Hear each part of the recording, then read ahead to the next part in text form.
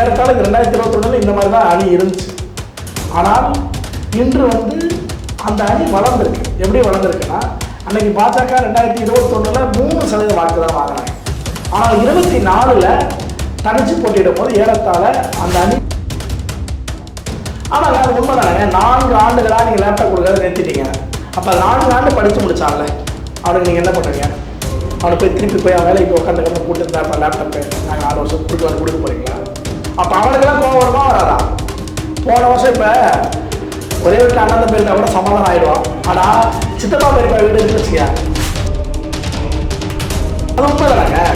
நீங்கள் கஞ்சா போதையில் வெட்டுறான். கஞ்சா போதையில் அதோட இப்போ சமீபத்தில் பார்த்தீங்கன்னா நம்ம திருவள்ளூர் மாவட்டத்தில் ட்ரெயினில் போகும்போது ஒரு வடமாநிலத்தை சேர்ந்த இளைஞர் எந்த தப்பும் இல்லை, அமைதியாக உட்காந்துட்டு போகிறோம். அவங்க ரீல்ஸ் எடுக்கிறதுக்காக ஒரு இது பண்ணுறாங்க. அதை ஏன் எடுக்காதீங்கன்னு நான் சொல்கிறாங்க.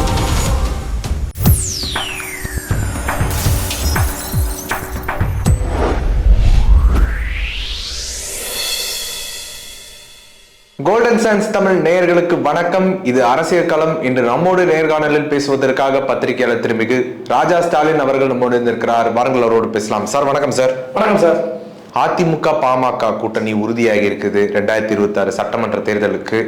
இந்த கூட்டணி அப்படிங்கிறது எப்படிப்பட்ட ஒரு வலுவான வெற்றியை தர்றதுக்கான வாய்ப்பு இருக்குன்னு நினைக்கிறீங்க?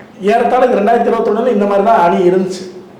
ஆனால் இன்று வந்து அந்த அணி வளர்ந்துருக்கு. எப்படி வளர்ந்துருக்குன்னா, அன்னைக்கு பாஜக 2021 3% வாக்கு தான் வாங்கினாங்க. ஆனால் 24 தனிச்சு போட்டியிடும் போது ஏறத்தாழ அந்த அணி 18% வாக்கு வாங்கிச்சு.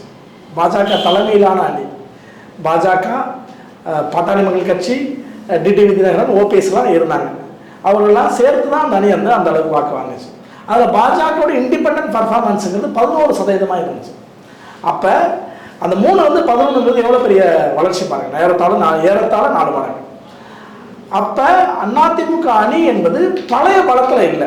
அப்போ 2021 நிறைய பிரச்சனை சந்திச்சுட்டு இருந்தாங்க. TTV Dhinakaran, OPS, Sasikala factory, இப்படி எல்லாம் இருந்துச்சு. எல்லாத்தையுமே இப்போ எல்லா அந்த சிக்கல்களையும் இன்னைக்கு அதிமுக கலைஞ்சிருச்சு.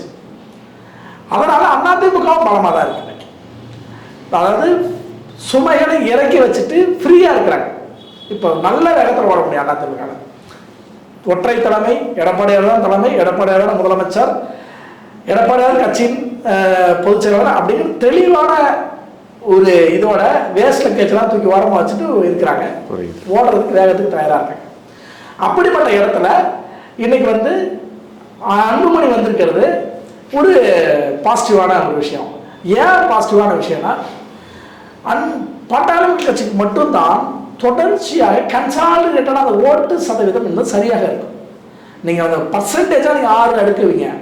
ஆனால் கும்மிடிப்பூண்டியில் தொடங்கி திருச்சி வரை, தருமபுரியில் தொடங்கி நாகப்பட்டினம் வரை வன்னியர் மக்கள் பெருவாரியாக வாழ்கிற 100க்கும் மேற்பட்ட சட்டமன்ற தொகுதிகள் இருக்கு. அந்த 100க்கும் மேற்பட்ட சட்டமன்ற தொகுதியில் பாட்டாளி மக்கள் கட்சி அனைத்து சட்டமன்ற தொகுதிகளிலையும் தனிச்சு போட்டிட்ட காலங்களும் சரி, கூட்டணியில் போட்டிட்ட காலங்களும் சரி, 10,000 வாக்குகளுக்கு கீழே வாங்கினதே இல்லை. ஒரு சட்டமன்ற தொகுதியில் 10,000 ஓட்டு கிட்ட வாங்கிடுவாங்க, கம்பல்சரி வாங்கிடுவாங்க.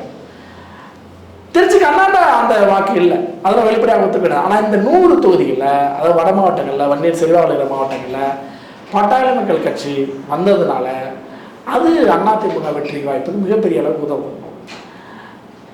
அடுத்தது, அதிமுகவுக்கு இப்போ தேவையான வாக்குகள் என்பது, அதாவது அதிமுகவால் ஒரு 70,000 ஓட்டு என்றைக்குமே 70,000 ஓட்டு கீழே எந்த சட்டமன்றத்தில் வாங்கினது கிடையாது.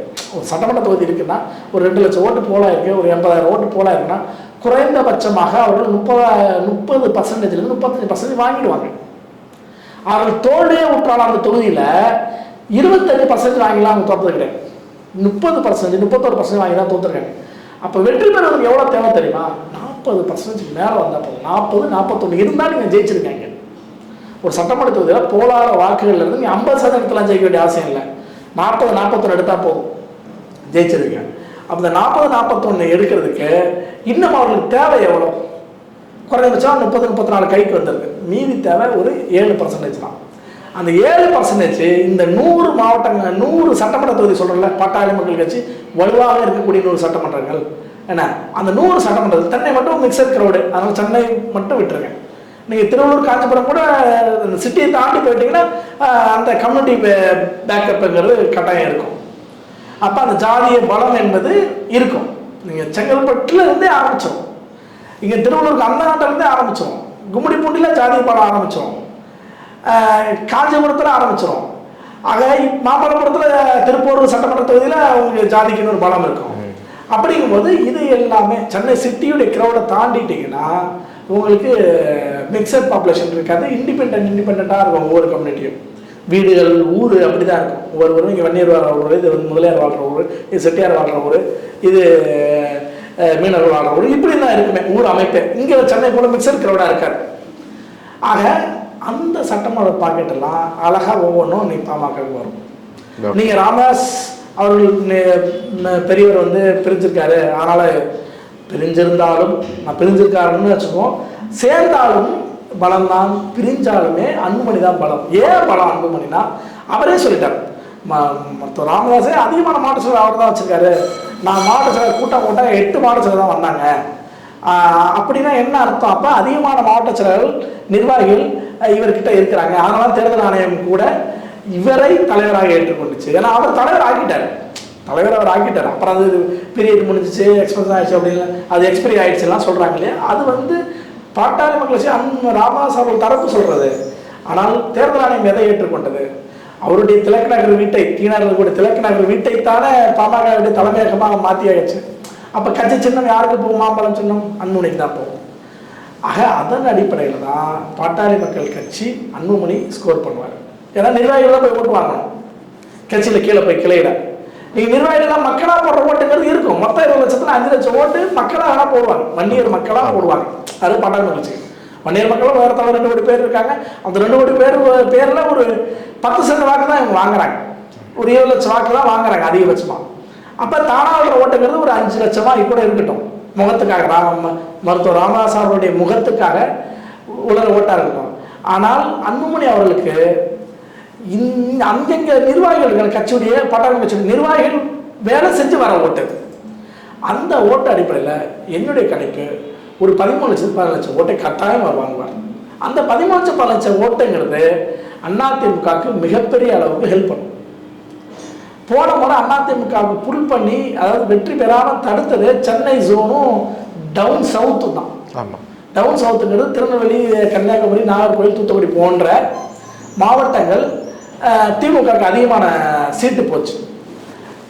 சென்னையில் இந்த 30 சட்டமன்ற தொகுதிகள் சென்னை சுற்றி, செங்கல்பட்டு, திருவள்ளூர் இதெல்லாம் சேர்த்து, காஞ்சிபுரம்லாம் சேர்த்து, அதில் ஒன்றே தான் ஜெயிச்சாங்க. மரகத குமரல் மதுராந்தகத்தில் ஜெயிச்சாங்க. மீதி 29 லாஸ் திமுக அணிக்கலாம்.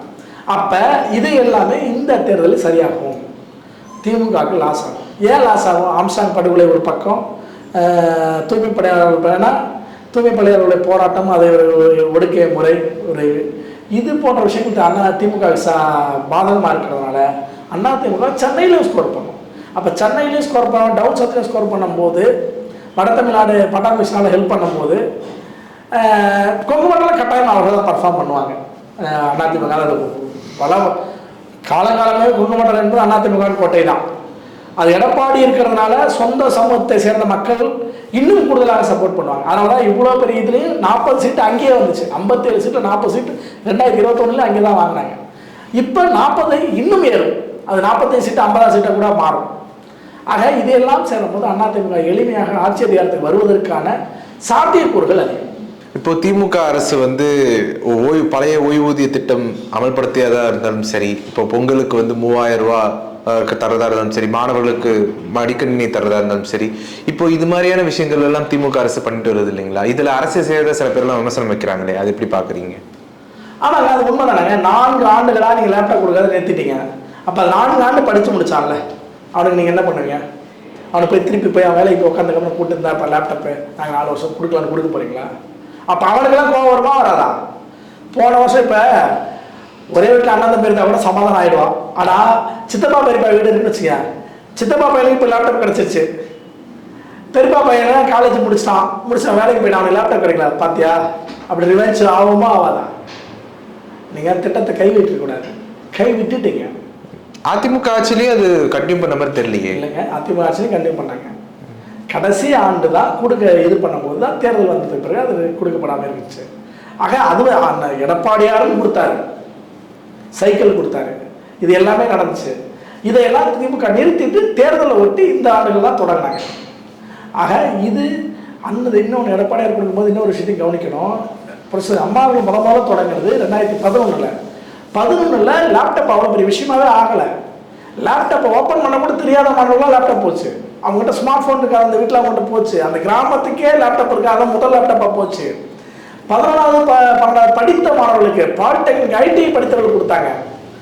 அதை அவங்களுக்கு ஓட்டே கிடையாது, யாருக்கு ஓட்டு உரிமையே கிடையாது, அவர்களுக்கு லேப்டாப் கொடுத்தாங்க. அவர் உண்மையிலே முன்னேறணும்னு. இவங்களை போல வந்து டிவி சேனல் வச்சுக்கிட்டு டிவி சேனலுக்காக கலைஞர் டிவி கொடுத்தாரு, அப்படி கிடையாது. அது மாணவர்கள் உண்மையிலே தெரிஞ்சு கொள்ளட்டா. அப்போ வந்து ஐடி நிறுவனம் வளர்ந்து வந்துட்டு இருந்துச்சு, சாஃப்ட்வேர் நிறுவனம் வளர்ந்து விட்டு வந்துருச்சு. அப்போல்லாம் எவ்வளோ பீக்கில் இருந்துச்சு பாருங்க 2011 காலகட்டங்கள்லாம். அதனால அன்னைக்கு அது பயனடைப்பு உண்மையிலே கொடுத்தாங்க ப்ரொஃபஸர் அம்மா அவர்கள் அந்த திட்டத்தை. அதுபோல இவர் கொடுக்கல. இப்போ கல்லூரி படிக்கக்கூடிய இறுதி ஆண்டு படிக்கிறவர்களுக்கு தான் கொடுக்குறாங்க. அதுவும் அரசு கல்லூரிகளில், அரசு மருத்துவக் கல்லூரிகளில், அரசு டென்டல் காலேஜில் இப்படி தான் இருக்க தவிர தனியார் பள்ளி கல்லூரியில் படிக்கிறவர்களுக்கு தரலை. ஆனால் அவர்கள் எல்லா அரசு பள்ளியில் படித்த மாணவர்களுக்கு கொடுத்தாங்க 11வது 12வது படிக்கும்போது. அப்போ அதுக்கு இதுக்கு வித்தியாசம் இருக்குது, எண்ணிக்கையிலும் வித்தியாசம் இருக்குது. அடுத்தது இதில் 7.5% இடஒதுக்கீடுல போய் படிக்கிறாங்க இல்லையா, அரசு கொடுத்த எடப்பாடியார் கொடுத்த அந்த இடஒதுக்கீடு படிக்கிற மருத்துவக் கல்லூரி மாணவர்களுக்கு கொடுக்குறாங்க. அவ்வளோதானே தவிர அனைத்து தனியார் கல்லூரிகளும் கொடுக்கல. அப்போ அவெல்லாம் ட்ரிகர் ஆவானா ஆக மாட்டானா? அவெல்லாம் ட்ரிகர் இவங்க ஓட்டு போடுவானா? உண்மையிலேயே நீங்கள் இது அமைதியாக இருந்தால் கூட மாணவர்களுக்கு இது கொடுத்த நல்ல விஷயம். இப்பயாவது கொடுத்தீங்கன்னா நம்ம அதை வரவேற்கிறோம். ஆனால் இந்த அரசியலை ஒட்டு நீங்கள் செஞ்சது உங்களுக்கு இது இதாக தான் உங்களுக்கு பேக் ஃபயராக தான் ஆகுமே தவிர உங்களுக்கு இது பயனடையாது திமுகவுக்கு இந்த லேப்டாப் திட்டம் என்பது. ஏன்னா அதிமுக திட்டம் மக்களுக்கு தெரியும், இவங்க எலெக்ஷனுக்காக தான் கொடுக்குறாங்க, மக்களுக்கு தெரியும். இது ஓட்டு உரிமை உள்ள இளைஞர்களுக்கு மட்டும் தான் கொடுக்குறாங்கன்னு மக்களுக்கு தெரியும். அதிமுக போல ஓட்டு இல்லாத மாணவர்களுக்கு 10-12 படித்த மாணவர்களுக்கு கொடுக்கலன்னு நல்லாவே அந்த இளைஞர்களுக்கு தெரியும். அதனால அது அவர்களுக்கு பயனளிக்காது திமுக.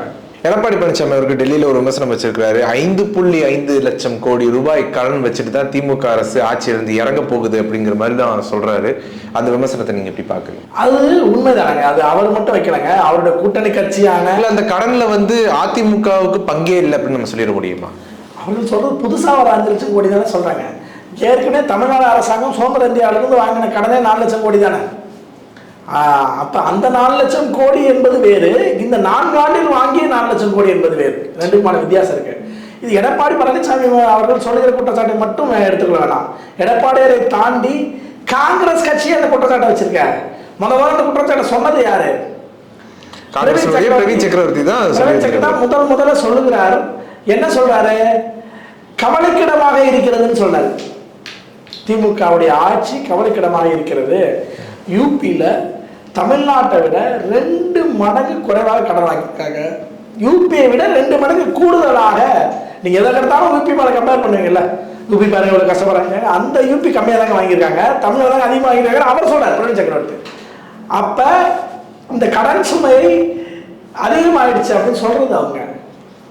அது புதுசா இப்ப 4 லட்சம் கோடி ஊழல் பண்ணிட்டாங்க. அந்த ஊழல் பண்ணினா கவர்னர்கிட்ட போய் எடப்பாடியார போய் புகார் கொடுத்துட்டாரு. அந்த புகார் கொடுத்ததன் அடிப்படையில் யாரும் அதிகமாக ஊழல் பண்ணிருக்காங்கன்னு பட்டியல் பார்த்தா நேரு 64,000 கோடி ஊழல் அவருடைய துறையில், நகராட்சி நிர்வாகத்தில். அப்ப இதையெல்லாம் எக்ஸ்போஸ் பண்ணா யாருக்கு நஷ்டம்? திமுக தான். ஏன் நஷ்டம்?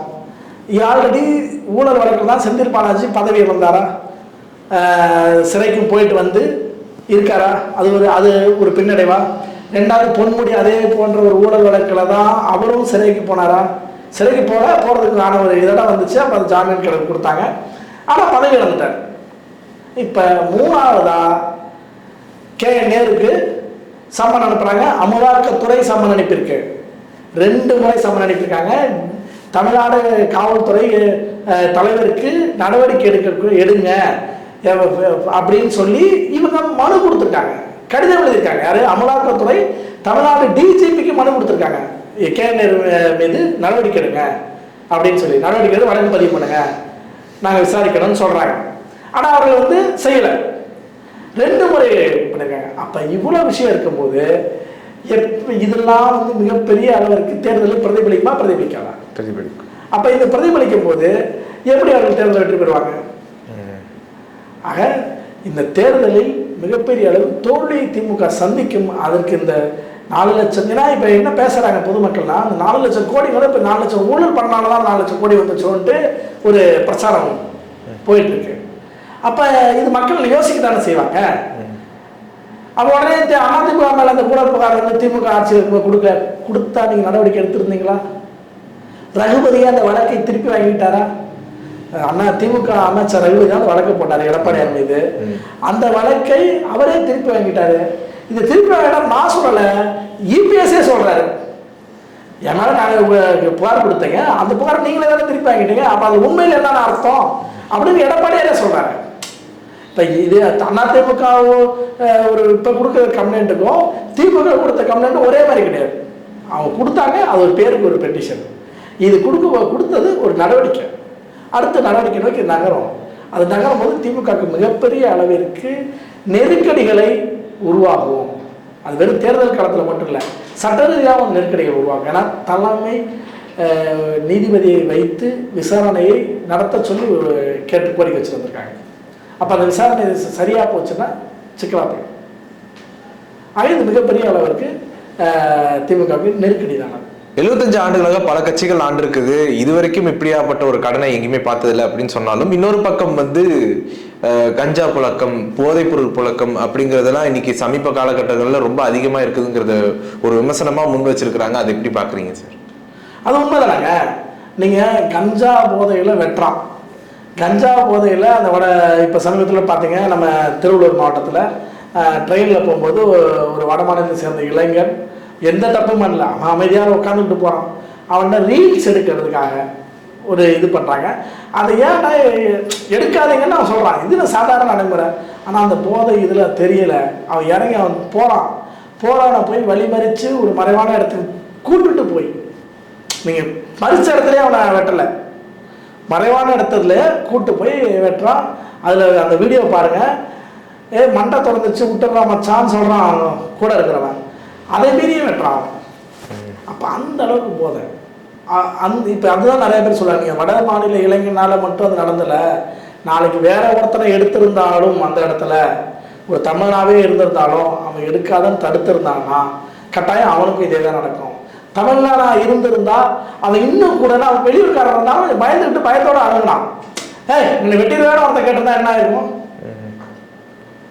ஆக இது கஞ்சா போதை தானே. சரி, இது ஒண்ணுங்க. சில மாதங்களுக்கு முன்னாடி ஒரு பள்ளி வாகனம் போனப்ப கடலூர் பக்கத்துல கல் எடுத்து அடிச்சா தெரியுமா? அடிச்சு உள்ள இருந்த குழந்தைங்கெல்லாம் கலரிச்சு தெரியுமா? வண்டி ஏதோ முந்தி வந்துட்டான் பள்ளி வாகனம். அந்த ஸ்கூலுக்கு போற அவசரத்துல டிரைவருங்க போகதான் செய்வாங்க. அவன் என்ன வண்டியா முந்தன அப்படிங்கிறதான் ஒரே ஒரு அதுக்கு கல் எடுத்து அடிச்சு தெரியுமா? அது வந்துச்சா? அது எவ்வளவு பெரிய இது.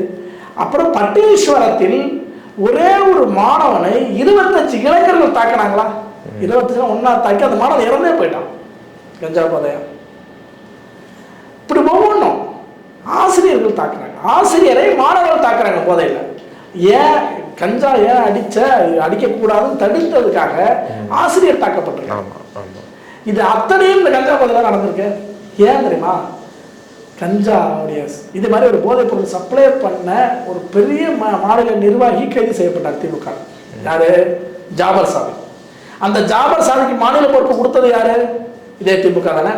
அந்த ஜாபர் சாதிக் உதயநிதி ஸ்டாலின் அவருடைய துணைவியாரான கிருத்தியாவுடைய நிறுவனத்தில் ஒரு ப்ரொடியூசரா இருந்தாரு. அவருடைய ப்ரொடியூசர் படம் எடுத்தாங்க கிருத்தியா அவர்கள். அப்ப முக்கிய இடத்துல இருந்தாங்களா? அப்ப அந்த முக்கிய இடத்துல இருந்த ஜாபர் சாதிக் இப்ப ஜாமீன்ல வெளியே வந்திருக்காரா? அப்ப அவர் மீது நடவடிக்கை சரியா எடுத்திருந்தா, இரும்புக்காரன் கொண்டு அந்த விஷயத்தை தடுத்திருந்தா, இந்த மாதிரியான விஷயங்கள்லாம் நின்று போயிடும். இந்த மாதிரி விஷயங்கள்லாம் ஏன் நடக்குதுன்னா நீங்க விட்டுடுறீங்க. அதனாலதான் அண்ணா யூனிவர்சிட்டி விஷயம் நடந்திருக்கு. இதே போன்ற போதையில தான் கோவையில் இருந்த ஒரு கல்லூரி மாணவி பலாத்காரம் செய்யப்பட்டார். அப்ப இது எல்லாமே ஒண்ணு மது, இன்னும் ஒண்ணு கஞ்சா. இப்போ இது எல்லாமே எதை நோக்கி போவோம்? என் குழந்தைய கற்பழிக்கிறாங்க. அங்கே ஒன்று இங்கே ஒன்றும் நடந்த தவறுகள் வந்து இப்போ தினசரிகளாக மாறுது, தினசரி செய்திகளாக மாறுது. அப்போ இது கட்டுப்படுத்த வேண்டிய பொறுப்பு ஒரு அரசுக்கு இருக்கா இல்லையா? அதை நீங்கள் கட்டுப்படுத்திருக்கணுமா இல்லையா திமுக? அப்போ இது கட்டுப்படுத்தலைன்னு மக்களுக்கே தெரியுதே. ஒரு காவல்துறை சேர்ந்தவங்களே போய் வந்து ஒரு திருவண்ணாமலையில் கற்பழிப்பில் ஈடுபட்டாங்களே. அப்புறம் ஈடுபட்டதுக்கு சஸ்பெண்ட் பண்ணுறது ரெண்டாவது விஷயம். ஈடுபட விடாமே நீங்கள் தடுத்துருக்கணும்ல.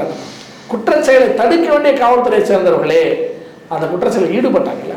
அப்போ ஈடுபட்டால் என்ன பண்ணிருக்கணும்? அடுத்த நிமிஷம் நீங்கள் எஸ்பி டிஎஸ்பி வரைக்கும் ட்ரான்ஸ்ஃபர் பண்ணணுங்க. அப்போ தாங்க பயம் வரும். இது ஒரு துறை ரீதியாக இப்படி ஒரு நடக்க ஒரு இமேஜை கிரியேட் பண்ண வேண்டியது. ஒரு அரசுக்கு ஒரு தப்பு நடந்துட்டா அப்போ தான் என்ன பண்ணுவாங்க, சாதாரண கீழே போயிட்டு போலீஸ் ஸ்டேட் வரைக்கும் நம்மளுக்கு பிரச்சனை எஸ்பியை மாற்றிடுவாங்க, அப்போ நம்மளுக்கு ரொம்ப பிரச்சனைடா அப்படின்னு பயம் வரும். நீங்கள் வந்து அவங்க 2 பேரும் மீது மட்டும் நடவடிக்கை எடுத்தால் நம்ம எஸ்பி டிஎஸ்பியா நம்மளுக்கு நம்ம ஜாலியாக இருக்கலாம் அப்படின்னு தான் நினைப்பாங்க. இது ஒரு இமேஜ், அது ஒரு மக்கள் சிந்தனை ஓட்டத்தை உருவாக்குவதற்காக ஒரு பயத்தை மித்த உருவாக்குறதா செய்யப்படுறது. நீங்கள் எத்தனையோ இதில் பார்ப்பீங்க. டப்புன்னு ஒரு கடத்தல் நடந்திருக்கும், அந்த கடத்தலுக்கு துணையாக இருக்கிற கொலைக்கு துணையாக இருக்கிற டப்புன்னு ஒரு என்கவுண்டர் பண்ணுவாங்க. எதுக்கு? அது எப்படி வேணாலும் நீங்கள் அதை அசைவ் பண்ணிக்கங்க, அது எப்படி வேணாலும் காரணம் சொல்லுங்க. ஆனால் நடந்துரும்ல, அது சட்ட ரீதியான காரணங்கள் 1000 சொல்லுங்க. ஆனால் ஒரு விஷயம் நடக்குது இல்லை, எதுக்கு அது நடக்குது? அப்போதான் அடுத்த கொலையை நோக்கி நகர மாட்டான் ரவுடி, அப்படி ஒரு கொலையை நோக்கி குடிப்பட போக மாட்டான். மக்களுக்கும் பாடுறான் அவ்வளோ ஆட்டம் நான் நிறையா அரசு நடவடிக்கை எடுத்துச்சு அப்படின்னு ஒரு இமேஜ் அரசு மீது வரும்ல. அது வருவதற்காகத்தான் அது செய்யப்படுது, காலகாலமாக செய்யப்படுது. அது அதுக்காகத்தான். அப்போ அப்படியான விஷயத்தை இரும்புக்காரை கொண்டு நீங்கள் ஒடுக்கலன்னா அது அதிகமாக தான் போகும். கூலிப்படைகளுடைய தாக்குதல், கஞ்சா புழக்கத்தின் ஆழ்வார்களுடைய தாக்குதல், இது எல்லாமே நீங்கள் இரும்புக்காரன் கொண்டு ஒடுக்குவதனால், அதாவது ஒரு குற்றவாளி மாறினாலும் குற்றவாளி நீங்கள் கடுமையாக தண்டிக்கப்படணும். தண்டிக்கப்படனாலும் நடக்க தான் செய்யும். நடவடிக்கை எடுப்பாங்க, நடவடிக்கை எடுத்துட்டாதான் அடுத்த குற்றம் நடக்காமல் இருக்கும். இப்போ ரீல்ஸ் போட்டாங்கன்னு தூக்கி போய் சிறையில் வச்சுருக்கீங்கன்னு சொல்லி, இப்போ அவர் சிறார் சிறையில் இருக்கிறாங்க, சிறாசிறுத்த பள்ளியில் இருக்காங்க. அது சிறை கிடையாது, சிறாசிறுத்த பள்ளி. அந்த சிறாசிறுத்த பள்ளியில் இருக்கிறவர்கள் நாளைக்கு என்ன அதிகபட்ச தண்டனை யார் கொடுப்பாங்க? அப்போ அடுத்த ரீல்ஸ் எடுக்க போவானா? அடுத்த ரீல்ஸ் எடுக்க போனால் என்ன ஆகும்? தமிழ்நாட்டை நம்பி வேலைக்கு வந்தவங்க பாவங்க, அவனுக்கு உடல்நிலை பாருங்க. இந்த காவல்துறையும் கலெக்டர்னு சொல்கிற பதிலை கேட்டு பாருங்க. 24 மணி நேரம் அவன் மருத்துவமனை முடிச்சு அவனை அனுப்பிட்டு அவன் நாட்டு ஊர் சொந்த ஊருக்கு அனுப்பினான்னு எவ்வளோ பெரிய அயோக்கியத்தனம். எப்படிங்க கையில் வெட்டி போட்டவன் உடல் கூட காயமானவன எப்படிங்க அவன் ட்ரெயினில் போவான்? எதில் அனுப்புனீங்க? ஆம்புலன்ஸ் அனுப்பி கொண்டு வீட்டில் விட்டுருந்தீங்க மகாராஷ்டிராவில்? இல்லை ஏர் ஆம்புலன்ஸில் ஃப்ளைட்டில் அனுப்புனீங்களா? எப்படி போனார்? அவர் போறதா சொல்றேன், அவர் தான் போகணும் அடம் பிடிச்சது அப்படின்ற மாதிரி சொல்றாங்களே. அந்த நேரத்தில் போகணும்னு சொன்னால் கூட இவர்கள் தாங்க உதவி செய்து அந்த மாநிலத்தை சேர்ந்தவர்களை உடனே இருந்து அவர்கள் பார்த்துக்கொள்ள ஆள் இருந்தால், அதே போல் அங்கே இருக்க தாய் தகப்பனால் உற்றார் உறவினர் யாராவது வர வச்சு இங்கே பார்த்துக்க வேண்டிய பொறுப்பு இருக்குங்க. அல்லது நாங்கள் பார்த்துக்கிறோம், உங்களுக்கு காவல்துறை நாங்கள் பார்த்துக்கிறோம் அப்படின்னு சொல்லி நீங்கள் வந்து மருத்துவமனையில் காவலர்களை போட்டு நாங்கள் பார்த்துக்கணும் பயப்படாத இல்லை அப்படின்னு சொல்லியிருந்தா அந்த இளைஞனை பாதுகாத்ததாக அர்த்தம். அவர் போராடுன்னு சொன்னாரோ ஒரு காரணத்தை சும்மா சொல்கிறது வந்து அது ஒப்புக்கு சொல்கிறதா நம்ம எடுத்துக்க முடியும். அவர் போராடுன்னு சொன்னதை பதிவு பண்ணியிருக்காங்களா? அவர் போராடுன்னு சொன்னதை கூட கிட்ட வெளியிட்டிருக்காங்களா? ஒரு மரண வாக்குமூலம் சொல்கிற மாதிரி அதுக்கு என்ன எவிடன்ஸு? அவர் போராடுதான் சொன்னாருங்கிறது என்ன எவிடன்ஸு? ஏங்க அவர் தனியாக இருக்காங்க, அவர் போராடுன்னு கூட சொல்லக்கூடிய மனநிலையில் இருப்பார். அவரை நாம் தான் தாய் உள்ளத்தோடு நாங்கள் பார்த்துக் கொள்கிறோம், நீங்கள் பயப்படாதீங்க, இது எங்களுடைய தலைமுறைவாக நாங்கள் எடுத்துக்கிறோம். இதில் ஈகோ ஆகிறதுலாம் ஒன்றும் இல்லைங்க. இதில் ஈகோ அவர் பர்சனல் ஆகிறதுலாம் ஒன்றும் இல்லைங்க. இது ஒரு காவல்துறை மீதோ இல்லை காவல்துறை நபர்கள் மீதோ நம்ம சொல்ல வேண்டிய குற்றச்சாட்டு இல்லை. ஒரு விஷயம் நடந்து போச்சு, அது நடக்காமல் தடுக்கணும், அடுத்து பாதிப்பு வராமல் இருக்கணும். ஏன்னா நாளைக்கு இங்கே நடந்து போச்சு, இதை வச்சு அங்கே தமிழர்களை வெட்டுறானா என்ன பண்ணுங்க? அங்கே மகாராஷ்டிரா சொந்த ஊரில் பிரச்சனை பண்ணுறான், சொந்த மாவட்டத்தில் பிரச்சனை பண்ணுறாங்க, சொந்தக்காரன் அவன் அந்த செய்தியை பார்த்த ஒவ்வொரு பிற மாநிலத்தில் சேர்ந்தவர்கள் பண்ணால் என்ன பண்ணுவீங்க? என்னங்க பண்ண முடியும்? யாருக்கு நடந்தாலும் தப்பு இல்லை. அதனால இங்கே இருக்க ஒவ்வொரு தமிழனும் இதை பார்த்து துடிக்கிறோம், இல்லை இது தவறான போக்கு அப்படின்னு. பிற மாநிலத்துக்கு முன்னோடியாக இருக்கிறனால இன்னைக்கும் இங்கே இருக்க ஒவ்வொருத்தரும் அந்த வட மாநில இளைஞனை ஆதரித்து பேசுகிறோம். அது திமுக எதிர்த்து பேசணும் அர்த்தம் இல்லை. பாதுகாப்பு என்பது நமக்கும் தேவை. இதில் நம்ம நியாயமாக நீதியாக நேர்மையாக நடந்தால் நாளைக்கு ஒரு கலவரமே நடந்தாலும் அது நம்ம பதில் சொல்ல முடியும்.